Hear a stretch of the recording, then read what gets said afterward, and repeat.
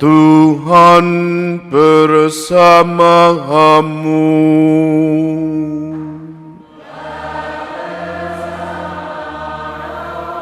Inilah Injil suci menurut Matius.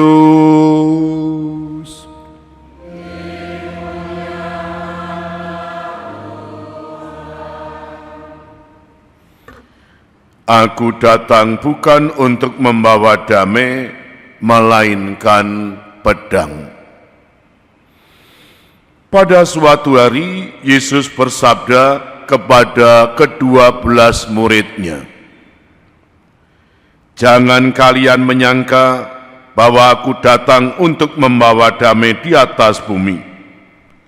Aku datang bukan untuk membawa damai, melainkan pedang. Sebab aku datang untuk memisahkan orang dari ayahnya, anak perempuan dari ibunya, menantu perempuan dari ibu mertuanya, dan musuh orang ialah seisi rumahnya. Barang siapa mengasihi bapa atau ibunya lebih daripadaku, ia tidak layak bagiku. Dan barang siapa mengasihi putranya atau putrinya lebih daripadaku, ia tidak layak bagiku. Barang siapa tidak memikul salibnya dan mengikuti aku, ia tidak layak bagiku. Barang siapa mempertahankan nyawanya, ia akan kehilangan nyawanya, dan barang siapa kehilangan nyawanya demi aku, ia akan memperoleh kembali. Barang siapa menyambut kalian, ia menyambut aku. Dan barang siapa menyambut aku, ia menyambut dia yang mengutus aku. Barang siapa menyambut seorang nabi sebagai nabi, ia akan menerima upah nabi. Dan barang siapa menyambut seorang yang benar sebagai orang benar, ia akan menerima upah yang benar. Dan barang siapa memberi air sejuk secangkir saja kepada salah seorang kecil ini, karena ia muridku, aku berkata kepadamu, sungguh ia takkan kehilangan upahnya." Setelah Yesus selesai mengajar ke-12 muridnya, ia pergi dari sana untuk mengajar dan memberitakan Injil di dalam kota-kota mereka. Demikianlah sabda Tuhan.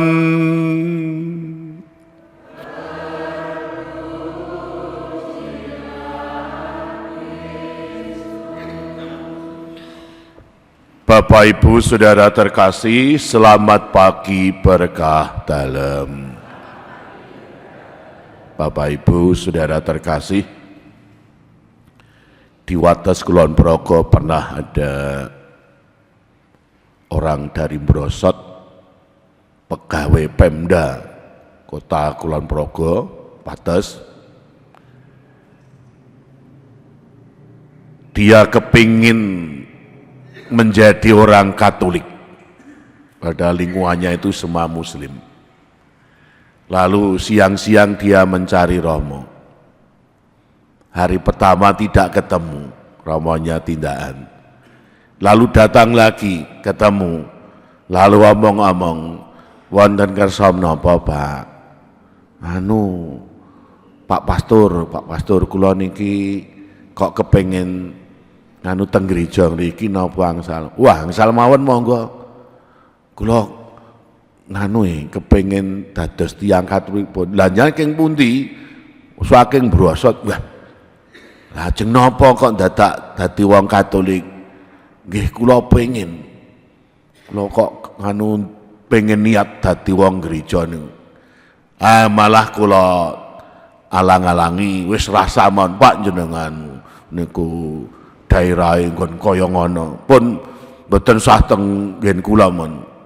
Wah ning kula kepengin pun dipikir mawon kono kondur riyen. Sengaja saya beri tantangan ben mengko mikir. Seminggu teko meneh lalu mengungkapkan, Romo estu kula kepengin. Oh ya, tak golek ke guru pengajar. Ning siap jenengan mangke disengiti wong, ning siap mengko jenengan kangelan pangkat ra muda. Nggih siap Romo tenan nggih. Betul dia ulangan baptis kondisinya persis yang saya katakan. Pripun Pak? Nggih Romo. Apri ajeng mundur mboten. Tetap mantep.